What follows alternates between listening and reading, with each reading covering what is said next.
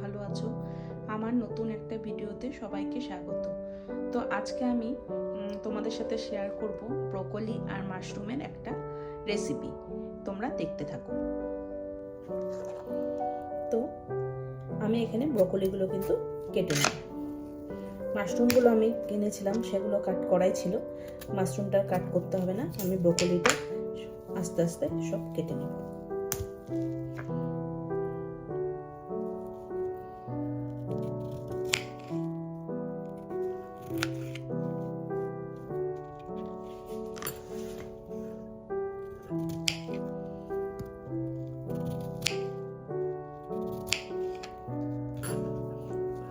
এখানে ছোট ছোট করে কেটে নিচ্ছি। তোমরা কারা কারা ভালোবাসো এই ব্রোকলি আর মাশরুম খেতে আমাকে কিন্তু অবশ্যই জানিও।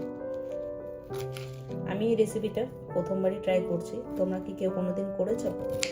কিভাবে করেছো সেটাও কিন্তু আমাকে জানিও।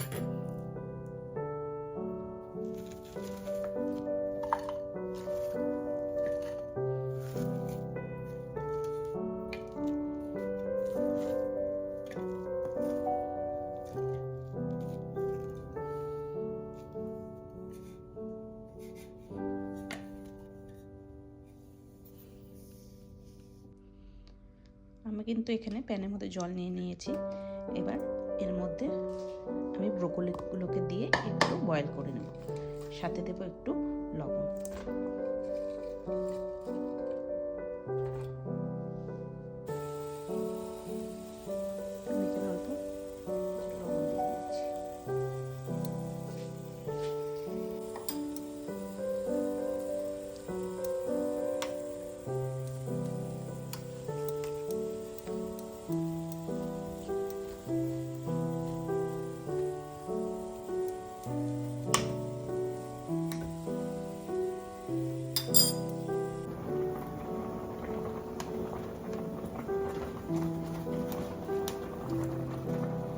বয়েল কিন্তু হয়ে গিয়েছে, আমি এবার এগুলো উঠিয়ে নেব।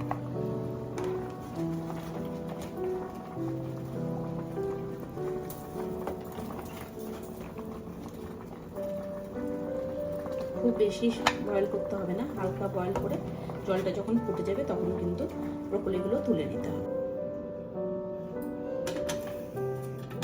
প্যান গরম হয়ে গিয়েছে, তেল দিয়ে দিয়েছি। এবার দিয়ে দেব রসুন কুচি। রসুন অনেকটাই লাগবে, তো রসুন কুচি দিয়ে দেব।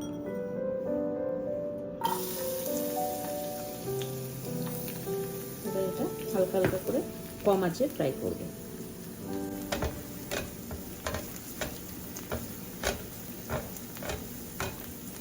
এটা হালকা করে ফ্রাই হতে থাক, আমি একটা পেস্ট রেডি করে নিই।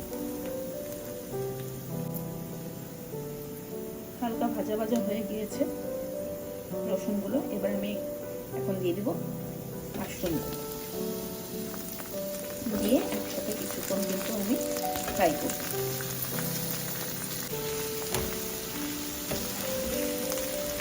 দেখুন এখন ফ্রাই করে নিচ্ছি। আমি এখানে কোনো হলুদ বা লবণ কিছু দিইনি, মানে এটার সাথে হালকা করে ফ্রাই করব। আর আমি এখানে একটা পেস্ট রেডি করে নিয়েছি। এর মধ্যে আছে সয়া সস, টমেটো সস, 2 চামচ কর্নফ্লাওয়ার, একটু লবণ আর হালকা জল দিয়ে কিন্তু এটা আমি ভালো করে গলিয়ে নিয়েছি।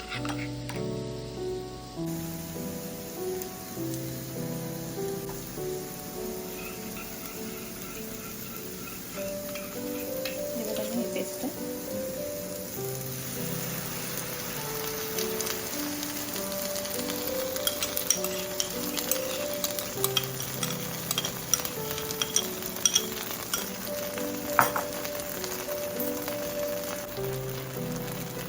একটু জল অ্যাড করবো, তা না হলে পেস্টটা পুড়ে যাবে।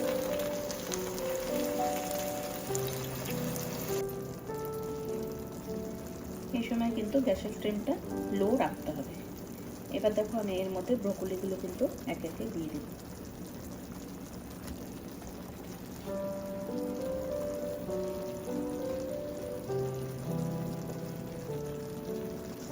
ব্রোকলিগুলো দিয়ে ভালো করে মিক্স করে নিতে হবে। এবার আমি এর মধ্যে অ্যাড করব একটু চিলি ফ্লেক্স।